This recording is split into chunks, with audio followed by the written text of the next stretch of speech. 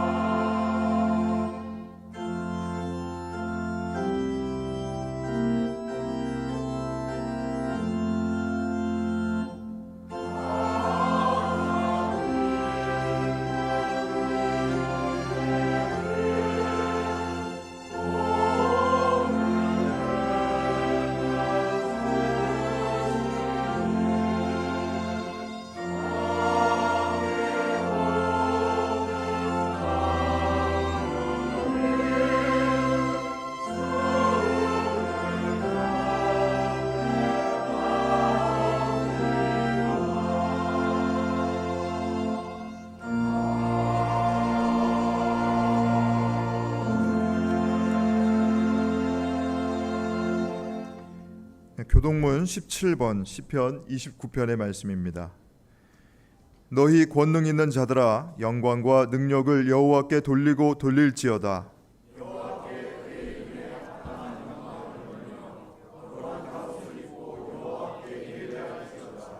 여호와의 소리가 물 위에 있도다.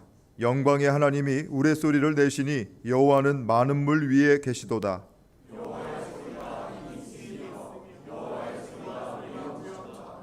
여호와의 소리가 백향목을 꺾으시며 여호와께서 레바논 백향목을 꺾어 부수시도다.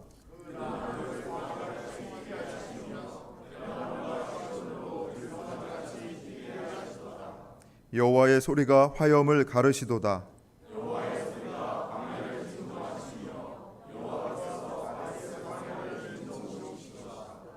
여호와의 소리가 암사슴을 낙태하게 하시고 삼림을 말갛게 벗기시니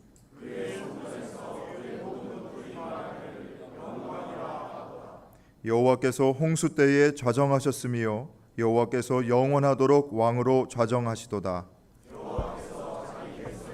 힘을 주시며 여호와께서 자기 백성에게 평강의 복을 주시리로다. 아멘. 하나님은 통회하는 마음으로 나오는 사람들을 물리치지 않으십니다. 이제 우리들의 죄를 뉘우치고 고백합시다.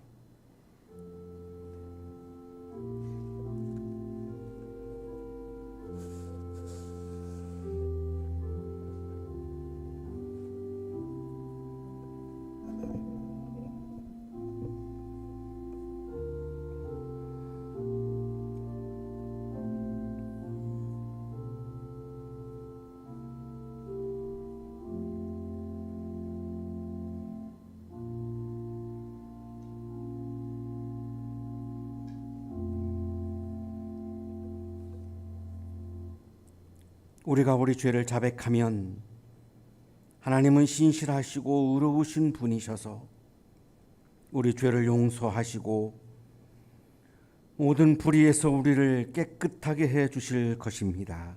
아멘.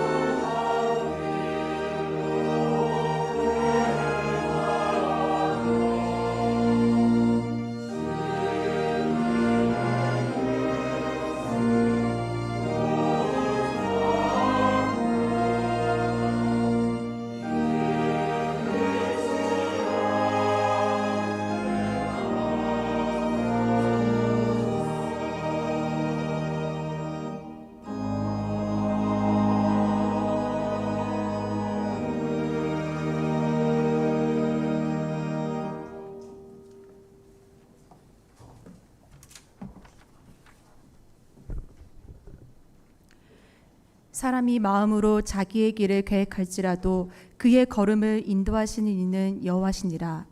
나의 가는 길 오직 그가 아시나니 그가 나를 단련시킨 후에 내가 정금같이 되어 나오리라. 지난 한 주도 때로는 내 욕심과 계획으로 내 의를 드러내는 데 급급하기도 하였고, 때로는 나만 앞이 보이지 않는 긴 터널을 지난다는 생각에 낙담하여 남몰래 울기도 하였습니다. 주를 신뢰하지 못하고 낙담하는 것이 죄이거늘 주님, 이렇게 저희는 참으로 연약하고 어리석습니다. 주님, 그런 우리에게 필요한 것과 원하는 것을 구별하는 지혜를 주옵소서. 우리에게 필요한 것을 부족함 없이 채워주시고 매일매일 삶을 살아가게 하시는 하나님의 손길을 경험하며 감사함 속에 살아가길 희망합니다. 세상의 관점으로 내가 원하는 것을 필요한 것으로 착각하지 않도록 우리를 흔들어 깨워주시고 내게 있는 것을 이웃과 나누고 우리는 하늘로부터 이미 주신 넘치는 사랑과 은혜로 충분하길 간절히 기도합니다. 지금 미래가 불확실하고 혼란스러운 우리 젊은 청년들을 위해 기도합니다. 남을 밟고 일어나야 하고 물질이 다른 가치보다 우선시되고 선을 행하는 것이 어리석은 것이라고 치부하는 이 세상에서 한양의 청년들이 사랑이라는 변하지 않는 진리를 가지고 세상에서 진정한 승리를 얻길 간구합니다. 세상의 불의에는 저항할 수 있는 분별력과 힘을 주시고 힘없고 약한 자에게는 사랑으로 더없이 낮은 자세로 섬기는 멋진 청년이 되길 기도합니다. 그리고 이 모든 과정을 지나와서 이제 황혼의 문턱에 있는 인생 선배들이 주와 함께한 삶을 통해 주님의 살아계심과 능력과 인도하심을 증거하길 소망합니다. 주님, 우리 교우들 중 몸이 아프거나 큰 슬픔으로 울고 있는 지체가 있습니다.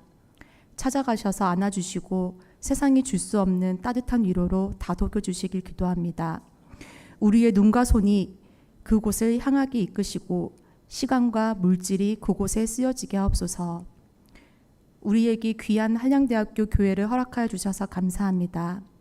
주님이 세우신 이 교회에서 목사님과 교우들이 하나 되어 주를 찬양하게 하시고 기도에 곡조를 넣어 정성껏 찬양을 준비하는 칼로스 성가대와 대원 모두의 삶 속에 축복이 더해지길 기도합니다.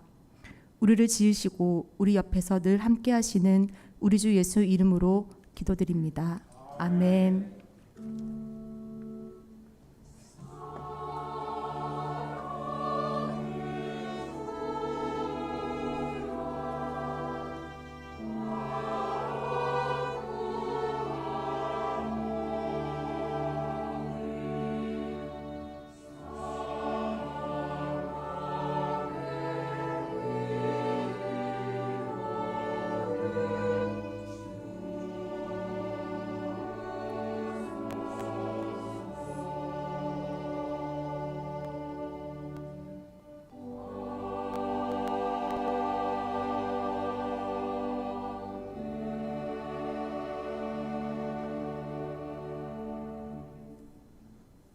로마서 8장 12절부터 17절까지 말씀입니다.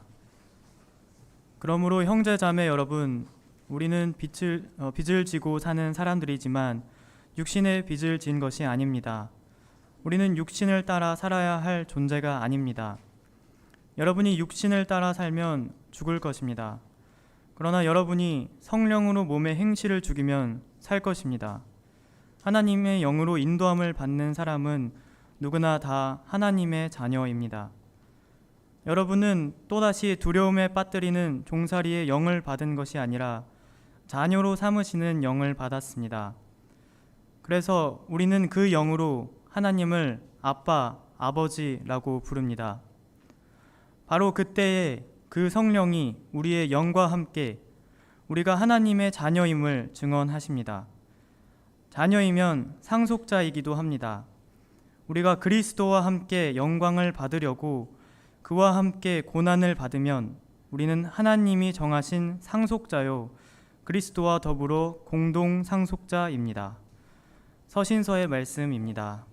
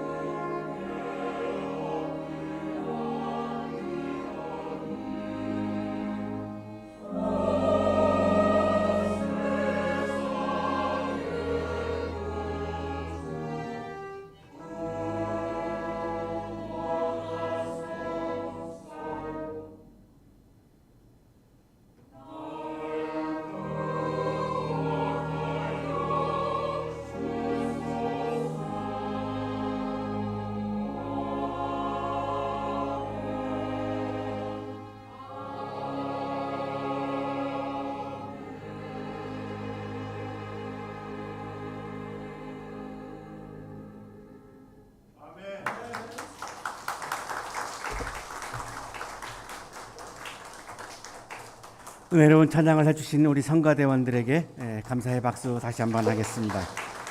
고맙습니다. 우리 옆에 계신 분들과 사랑의 인사 나누시겠습니다. 사랑합니다. 보고 싶었습니다.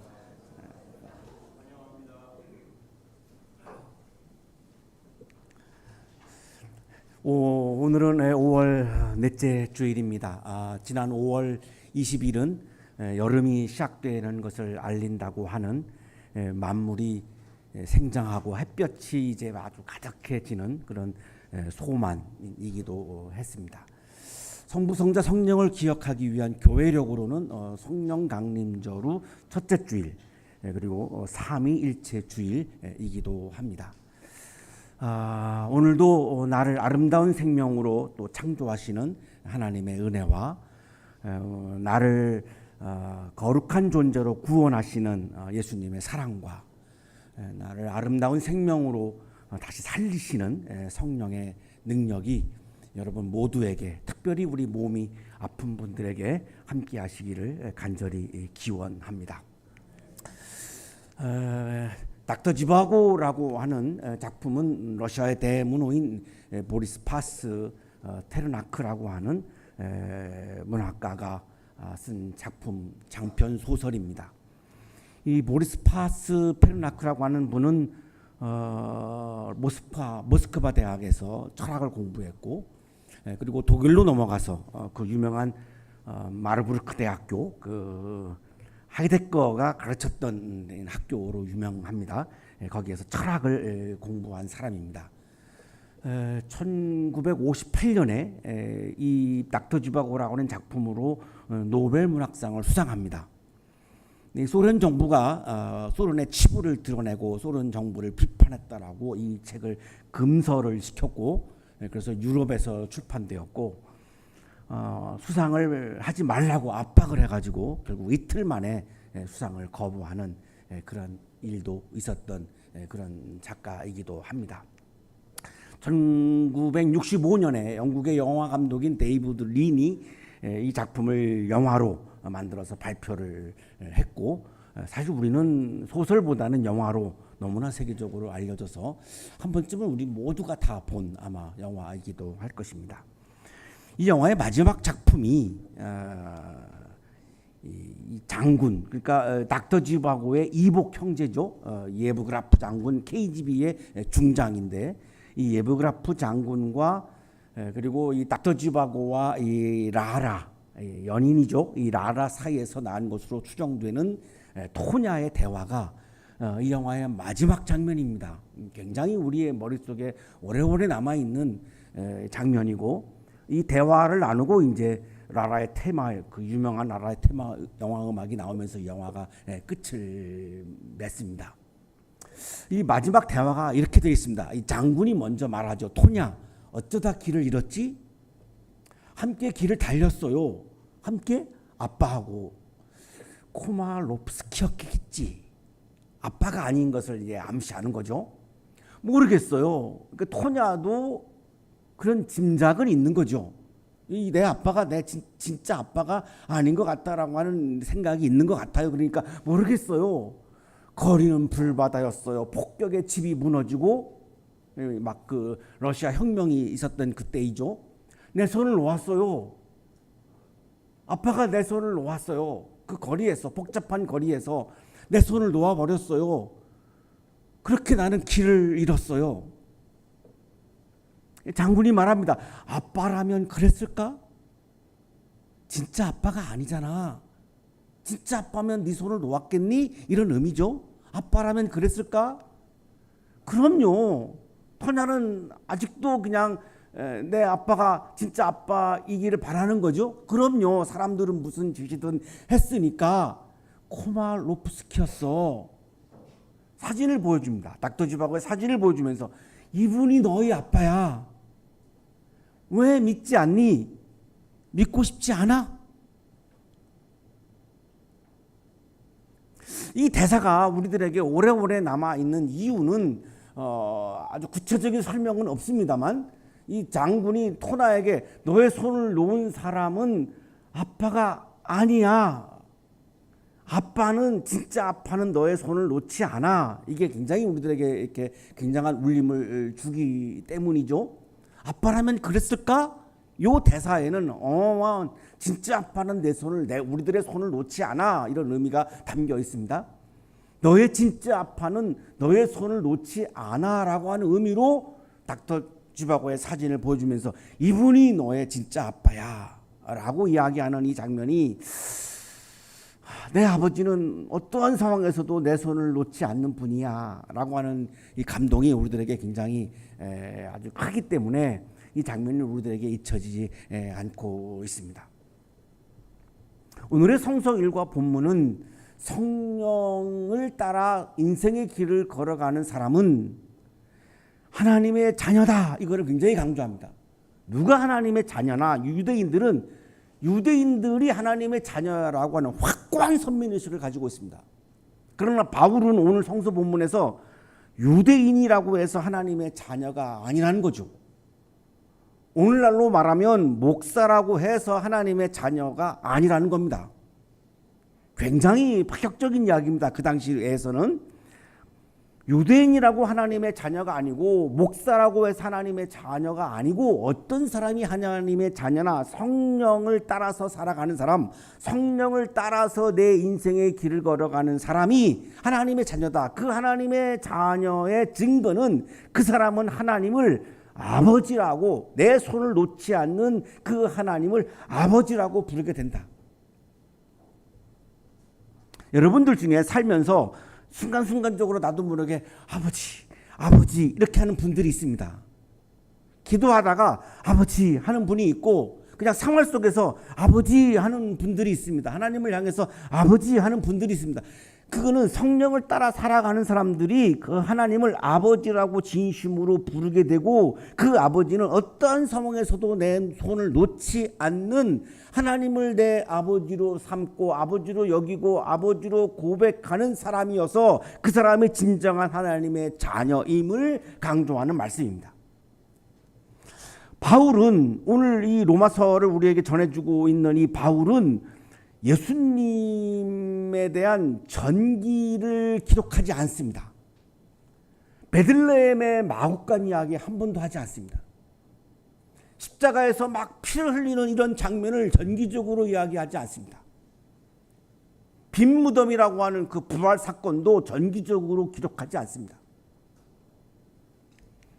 그리고 성령 강림절 사건도 사도행전 같은 경우는 막 불 같은 혀가 막 내려오고 이런 전기적인 기록이 있지만 성령 강림절 사건도 바울은 그렇게 전기적으로 기록하지 않습니다.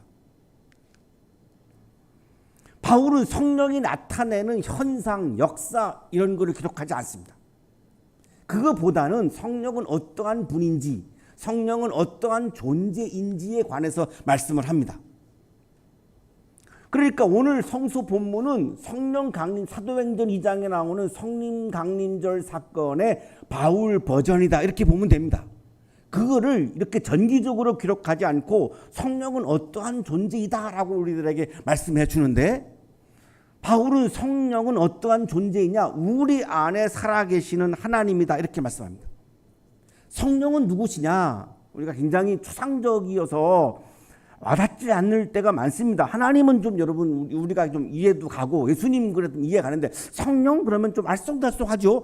바울은 분명히 말씀하는데 성령은 어떠한 분이냐? 내 안에 계시는 하나님이 성령이다.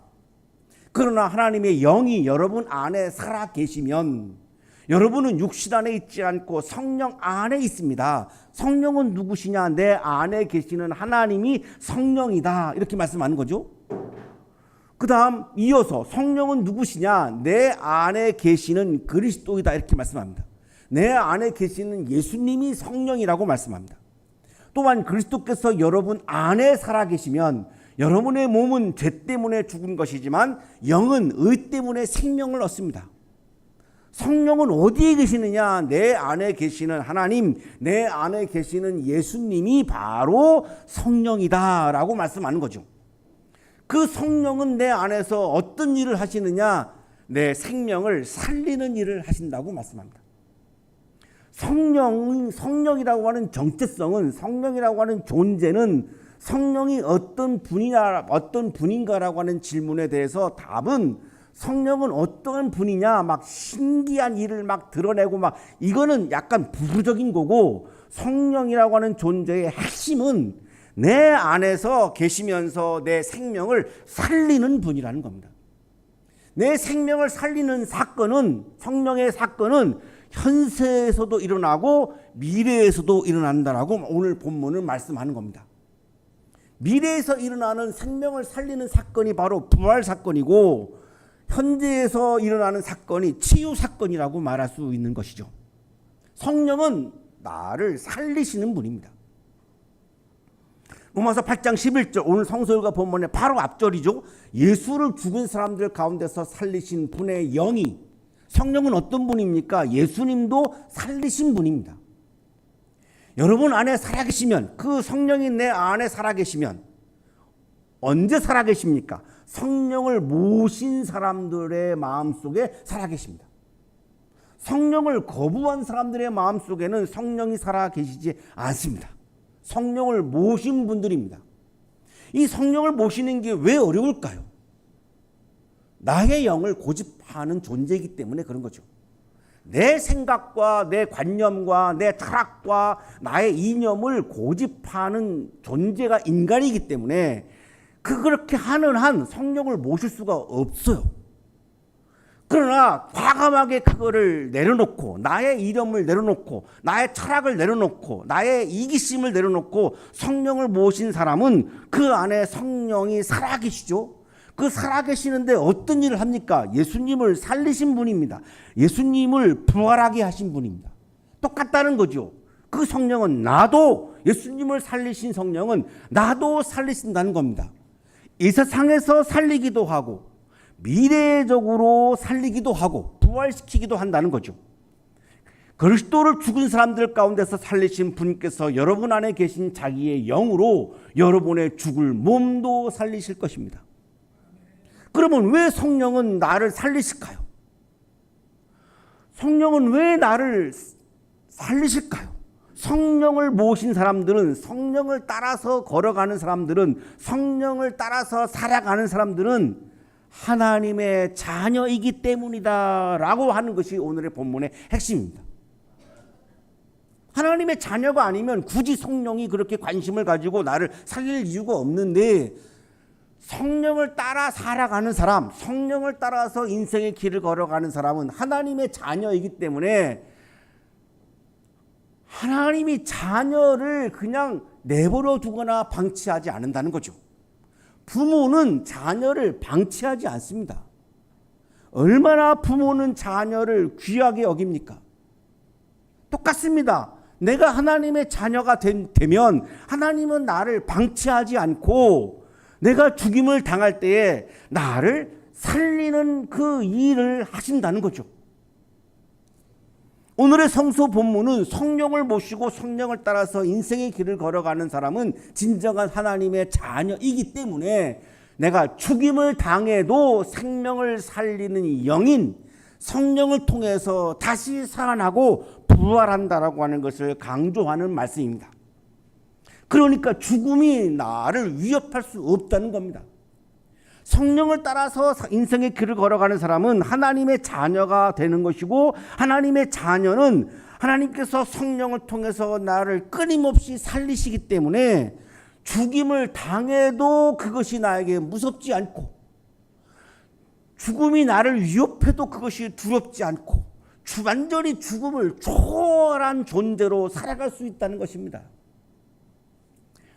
오늘 성서일과 본문은 이렇게 시작하죠. 우리는 육신을 따라 살아야 할 존재가 아닙니다. 이 육신을 따라서 산다라고 하는 것이 어떤 것이냐가 굉장히 중요한데, 바울은 오늘의 성서일과 본문에서 성령을 따라서 살아가는 삶과 육신을 따라서 살아가는 삶을 구분합니다.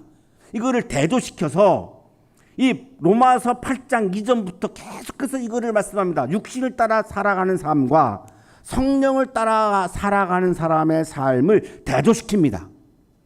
많은 분들은 그냥 쉽게 육신을 따라간다라고 하는 것은 그냥 욕망을 따라가는 사람, 육체의 쾌락을 따라 살아가는 사람으로 이렇게 그냥 이해할 때가 많은데 오해입니다. 그렇지 않습니다. 나글러스 무라고 하는 성서수석가가 아주 분명하게 우리들에게 이것을 설명해 줍니다.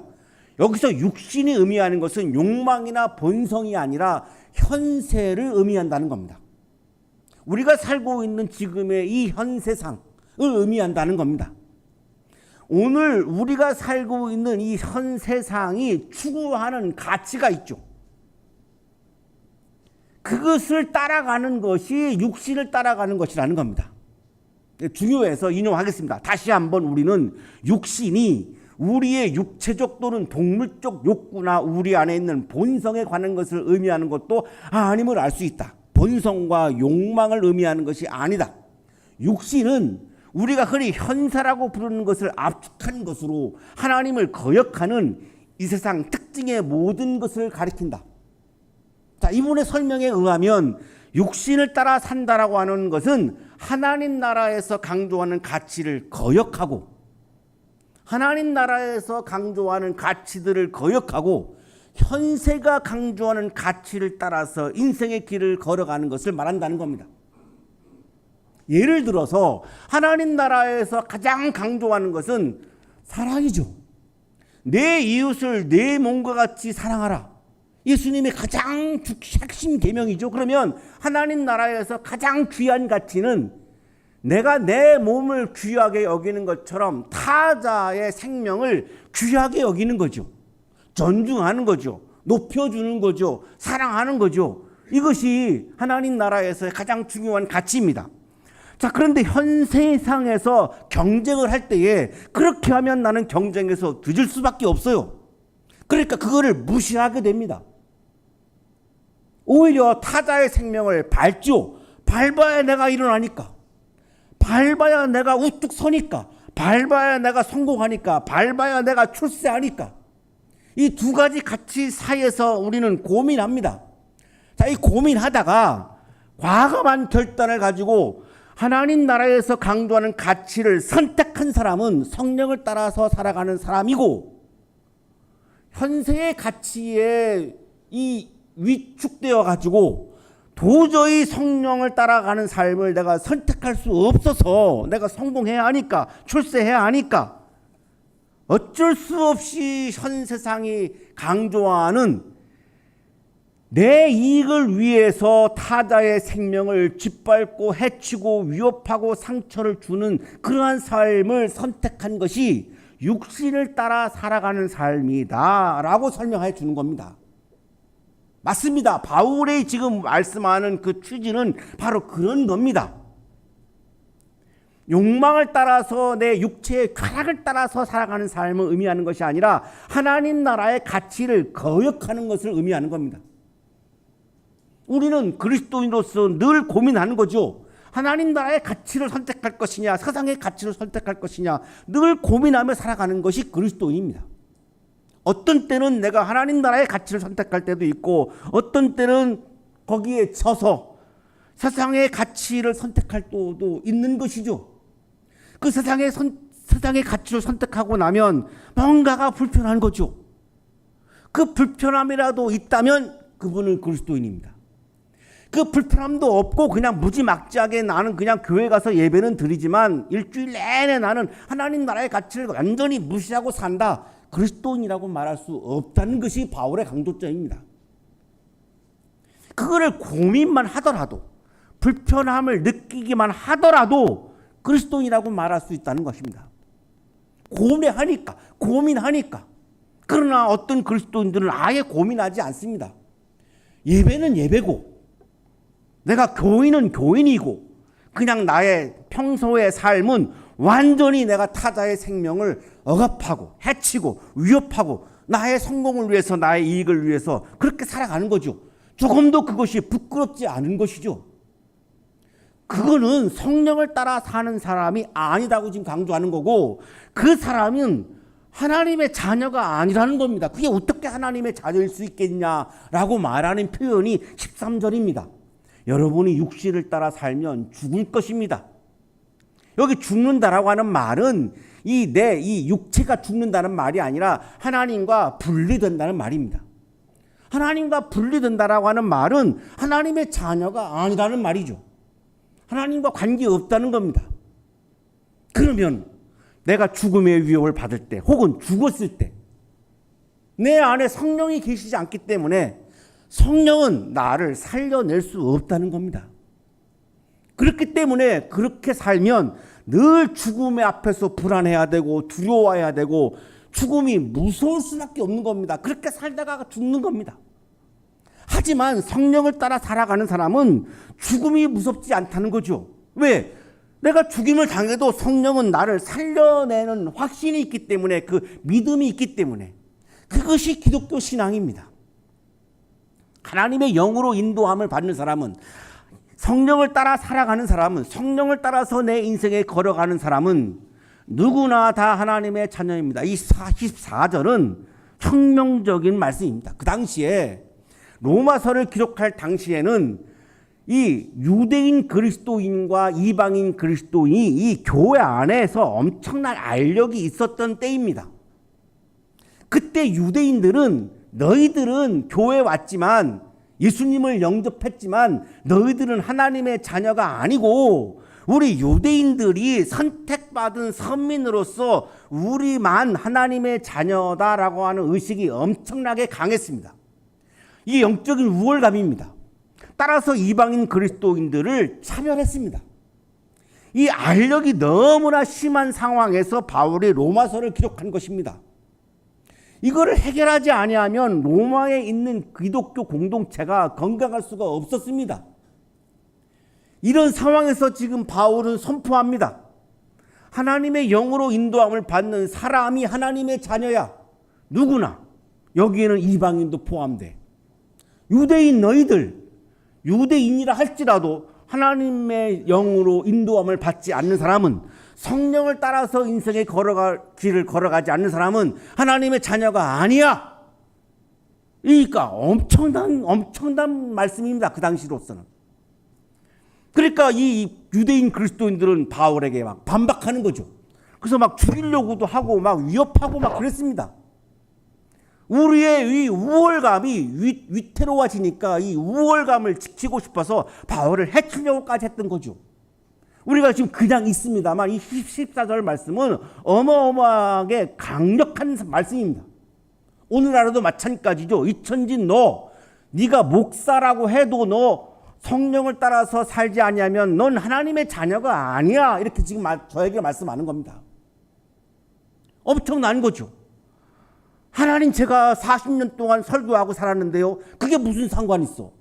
네가 아무리 40년, 50년, 100년을 설교했다 할지라도 네가 평소에 네가 삶 속에서 성령을 따라 살지 아니하고 현세에서 강조하는 가치를 따라서 산다면 너는 내 자녀가 아니야. 너는 죽어도 난 몰라. 난 관여하지 않을 거야. 죽든지 말든지 난 나하고 관계없어. 지금 이런 말씀인 거죠. 유대인만이 하나님의 자녀라고 하는 이 선민의식을 완전히 뒤집는, 혈통과 인종에 따라서 하나님의 자녀가 결정되는 것이 아니라, 교회의 직분에 따라서 하나님의 자녀가 결정되는 것이 아니라 성령을 따라서 걸어가는 것에 의해서 하나님의 자녀가 결정된다고 지금 선포하고 있는 겁니다. 여러분은 또다시 두려움에 빠뜨리는 종살이의 영을 받은 것이 아니라 하나님의 영을 따라가지 살지 아니하면, 성령을 따라서 살지 아니하면, 성령을 따라서 내 인생의 길을 걸어가지 아니하면 늘 두려움에 휩싸인다는 겁니다. 왜? 하나님의 자녀가 아니니까. 하나님이 책임을 지지 않으니까. 부모가 내 자녀는 책임을 지지만 부모가 다른 집의 자녀를 책임지지 않습니다. 내가 하나님의 자녀가 되어야 하나님이 나를 책임지시는 거죠. 하나님이 나를 책임지지 아니하면 이 연약한 존재인 인간은 늘 두려울 수밖에 없습니다. 24시간 두려운 거죠. 늘 불안한 거죠. 늘 쫓기며 살아가는 거죠. 그러나 성령을 따라 살아가는 사람은, 성령을 따라서 인생의 길을 걸어가는 사람은 하나님께서 종으로 선택하는 것이 아니라 자녀로 선택하고 그 자녀에게 그 징표로 성령을 부어주신다는 것입니다. 이거를 개역 성서는 양자의 영이라고 표현하고 있습니다. 우리 세번역에는 없습니다만 왜 그러냐면 많은 사람들이 혈통으로 자녀가 결정되는데 나하고 하나님하고 무슨 혈통인 관계가 있습니까? 나는 하나님의 혈통이 아니지 않습니까? 그래서 양자의 영이라고 설명하는 겁니다. 하나님이 나를 양자 삼아서 자녀 삼았다는 겁니다. 양자도 친자녀와 법적으로 모든 고난이 똑같습니다. 다르지 않습니다. 상속권을 포함해서 모든 고난이 똑같게 주어집니다. 내가 하나님의 양자이지만, 친자가 아니라 하나님의 양자이지만 나에게 주어지는 고난은 하나님은 똑같이 나에게 부어해 주신다는 말이죠. 그래서 성령을 부어 주셔서 너는 내 자녀임을 확신하게 해 주는 거죠. 그러면 그때 나는 하나님을 아빠, 아버지로 부르게 된다는 겁니다. 이 앞에 있는 아빠는 한글이 아닙니다. 이 앞에 있는 아빠는 아람어죠. 예수님이 사용하셨던 이 아람어 아빠입니다. 지금 스크린에 지금 비슷한 히브리어로 제가 써놨습니다만 이 아빠라고 하는 이 발음이 아람어인데 이 뜻이 아버지를 말하는 겁니다. 양자는 양부모에게 아빠 부르기가 어렵죠. 그래서 양아들이나 양딸이 생기게 되면 이 자녀들이 이 양부모님을 아버지, 어머니라고 부르는 때 굉장히 시간이 많이 걸리죠. 이게 잘 안 나옵니다.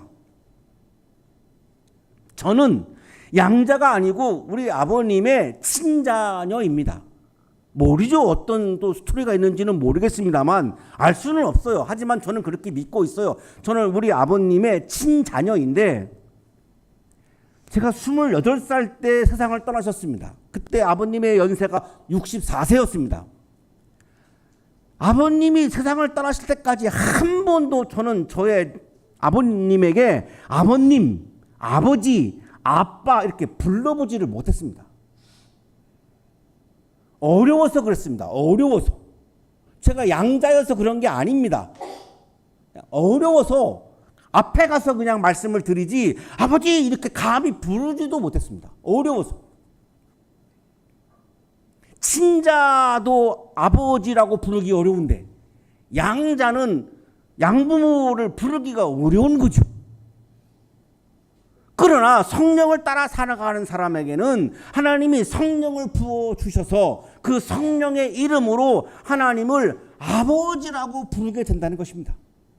이때 진정한 의미로서의 하나님의 자녀가 되는 거죠.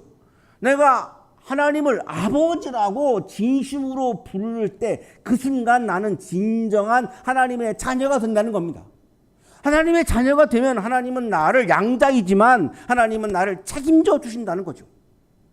이것 때에 하나님께서는 성령이 내가 하나님의 자녀임을 증언한다고 말씀합니다. 내가 하나님을 아버지라고 부르면 그때 성령은 내가 하나님의 자녀임을 성령이 직접 증언해 준다는 겁니다. 하나님의 진정한 자녀가 되면 어떤 일이 일어날까요? 엄청난 일들이 일어납니다. 영화 배너에서 주인공 배너는 로마 군함의 노를 짓는 노예가 됩니다. 3년 1개월 동안 이 처참한 노예의 삶을 살아가죠. 해적선이 공격을 해왔고 싸움이 벌어졌고 이 두 배가 부딪혀가지고 이 군함이 파손되죠. 이 함대 사령관인 이 로마의 해군 제독인 퀸투스 아리우스가 조그만 이 뗏목을 가지고 살아나는데 이게 그냥 부끄러우니까 자결하려고 하죠. 이 배너가 그거를 막습니다. 그리고 이 퀸투스를 살려내죠. 이때 이 아리우스가 신에게 맹세를 합니다. 나는 이 배너를 나의 양아들이자 상속자로 삼겠습니다. 그 로마 황자한테 간청을 하고 이 승전한 선물로 이거를 허락받습니다. 그래서 배너는 노예에서 벗어납니다. 그리고 로마의 시민권이 주어집니다. 그리고 이 어마어마한 부자였던 아리우스의 상속자가 됩니다. 어마어마한 변화가 일어납니다. 배너의 삶에 엄청난 변화가 일어납니다. 하나님의 자녀가 된다라고 하는 이 의미는 이렇게 엄청난 나의 인생에 변화가 일어난다라고 하는 거죠. 그 중에 대표적인 게 뭡니까? 상속자가 된다는 거죠. 자녀이면 상속자이기도 합니다. 뭘 상속받나요? 두 가지를 상속받습니다. 예수님이 당하셨던 고난과 그리고 하나님 나라를 상속받습니다. 내가 고난을 받는 것, 성령을 따라서 걸어가면 고난을 받을 수 있습니다. 성령을 따라서 내 인생의 길을 걸어가면 당연히 고난이 따라옵니다. 예수님도 그랬으니까요. 그 고난은 불행이 아닙니다. 그리스도와 내가 함께 걸어간다라고 하는 영광입니다. 그리스도인은 나에게 와 있는 고난을 불행으로 해석하지 않고 영광으로 해석하는 사람입니다. 그래서 그리스도와 함께 그 고난의 길을 걸어가면 그 마지막에는 무엇이 있습니까? 부활의 영광이 있습니다. 하나님 나라에 들어가는 영광이 있습니다. 따라서 고난은 선택사항이 아니고 필수사항입니다. 고난이 없이는 영광도 없습니다. 죽음이 없이는 부활도 없습니다. 그래서 그리스도인은 하나님의 자녀가 되면 고난을 두려워하지 않습니다. 하나님이 이것을 이겨내게 하신다라고 하는 확신이 있습니다. 내가 하나님의 자녀이니까. 설사 그 고난에 의해서 내가 죽는다 해도 무섭지 않습니다. 하나님이 자녀인 나를 다시 살려내시고 부활시키기 때문이죠. 이 하나님의 나라를 상속받는 상속권자가 하나님의 자녀에게 주어지는 특권인 거죠. 더글러스 문은 고난을 통해 받는 영광은 미래적인 것만이 아니라 지금도 경험할 수 있다고 강조합니다. 이 영광은 주로 미래적인 것이지만 신자는 지금도 예비적인 형태로 이를 경험할 수 있다는 사실이다. 고난을 통한 영광은 우리가 미래적으로만 경험하는 것이 아니라 현실에서도 경험할 수 있음을 더글러스문은 강조합니다. 사랑하는 한양 가족 여러분, 성령을 따라 걸어가는 길에서 고난을 맞이할 수 있습니다. 아니, 지금 고난의 길을 걸어가는 분들도 여기 많이 있습니다. 그때 아버지이신 하나님은 내 손을 붙잡고 놓지 않으십니다. 내 손을 꼭 붙잡으십니다. 절대로 놓지 않으십니다. 그리고 나를 영광의 길로 하나님의 나라로 나를 인도하십니다. 성령을 따라 걸어가는 길에서 내 손을 잡아주시고 하나님의 나라로 나를 인도하시는 좋으신 아버지이신 하나님을 날마다 일상 속에서 경험하는 여러분의 삶이 되시기를 간절히 축원합니다. 거룩하신 주님, 나를 자녀 삼아 주셔서 감사합니다. 하지만 나도 모르는 사이에 성령을 따라서 걸어가지 못할 때가 많습니다. 나의 이익을 따라서 걸어갈 때도 많습니다. 이 시간 다시 한번 우리의 마음속에 찾아와 주시고 우리에게 성령을 부어 주셔서 다시 한번 마음을 다잡고 성령을 따라 걸어가는 하나님의 자녀가 되게 하여 주셔서 하나님의 나라를 오늘도 일상에서 상속받는 하나님의 자녀로 아름답고 거룩하게 살아가게 하여 주옵소서. 예수 그리스도 이름으로 기도하옵나이다. 아멘.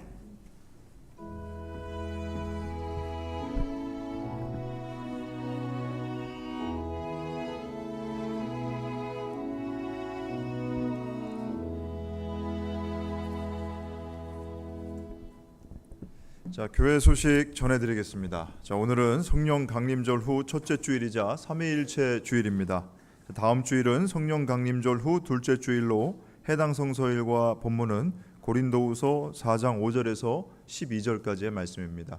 자, 이 본문 가지고 담임 목사님께서 고난에서 경험하는 하나님의 능력이라는 제목으로 설교해 주실 텐데 주중에 성서 본문 묵상해 주시고 예배에 참여해 주시기 바랍니다.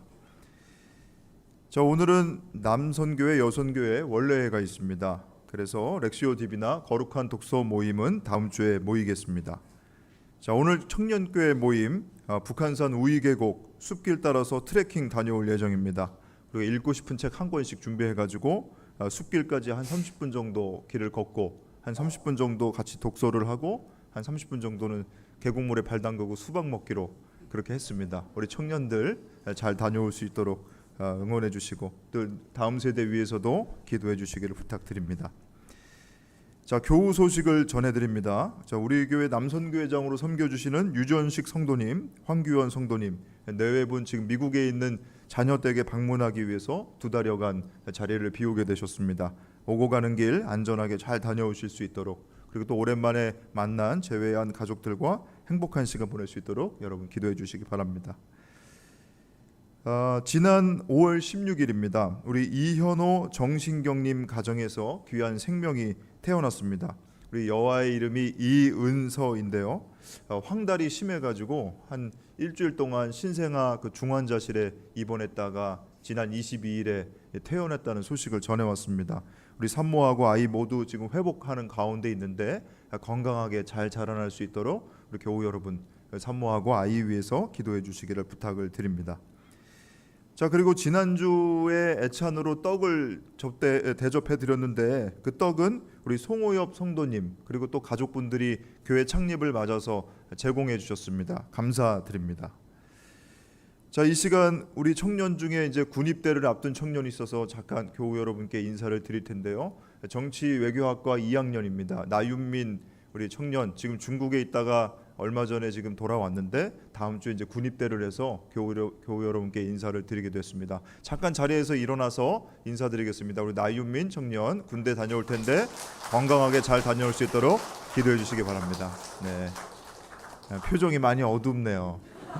네, 잘 다녀올 거라고 기도하고 응원하겠습니다. 자, 이 시간 오늘 우리 교회 새로 나오신 분들을 좀 소개해 드리겠습니다. 먼저 우리 이제 성가대 지금 신지원 학생의 어머니신데요. 추현주님 오늘 우리 교회 예배당에 방문해 주셨습니다. 잠깐 자리에서 일어나실 때 우리 환영의 박수 보내드리겠습니다. 같이 일어나시죠. 우리 지원 학생도 엄마랑 같이. 네, 잘 오셨습니다. 네, 자리 앉으십시오. 고맙습니다. 네. 자, 그리고 김희주 청년, 네, 서울시립대학교 경영학과 지금 3학년 재학 중인데 우리 청년회장인 김요섭 회장의 여동생입니다. 그래서 오늘 이렇게 예배당에 나왔는데 네, 잘 오셨습니다. 네, 환영합니다. 네. 네. 오빠랑 안 닮았어요. 네, 감사합니다. 네. 자, 그 외에 교회력 성서일과 6월 예배 안내 여러분 가지고 계신 주보를 참조해 주시기 바랍니다. 이상 교회 소식 알려드렸습니다.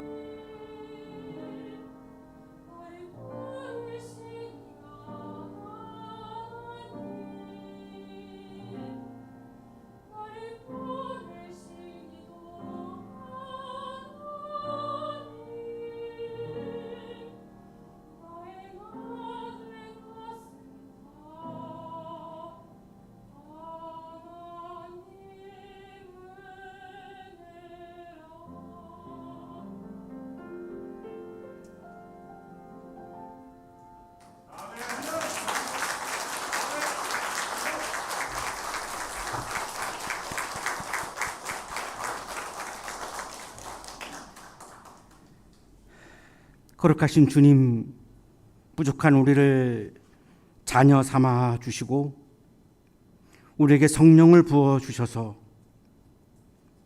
우리의 손을 붙잡고 하나님의 나라로 우리를 날마다 인도해 주시는 은혜에 감사드립니다.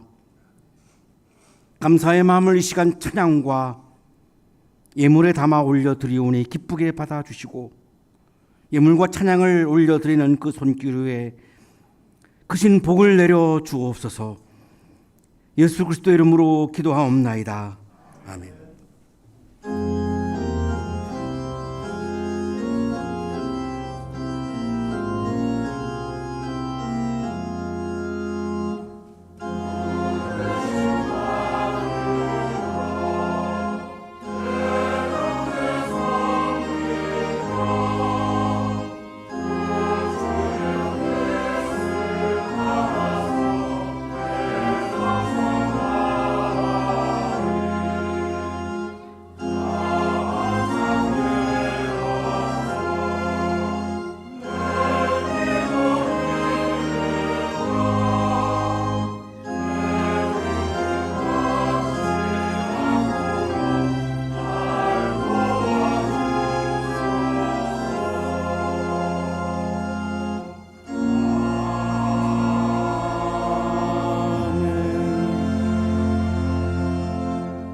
이제는 우리에게 하나밖에 없는 생명까지도 아낌없이 사랑으로 나누어 주시는 예수 그리스도의 은혜와 오늘도 우리에게 말씀을 주시는 하나님의 사랑하심과 생명의 기운을 주시는 성령의 역사하심이 일상 속에서 성령을 따라 아름답고 거룩한 그리스도인의 삶의 길을 걸어갈 것을 다짐하고 또 다짐하며 세상을 향하여 힘차게 나아가는 우리 모든 한양 가족들의 삶 속에 지금부터 영원토록 함께 하시기를 간절히 축원하옵나이다. 아멘.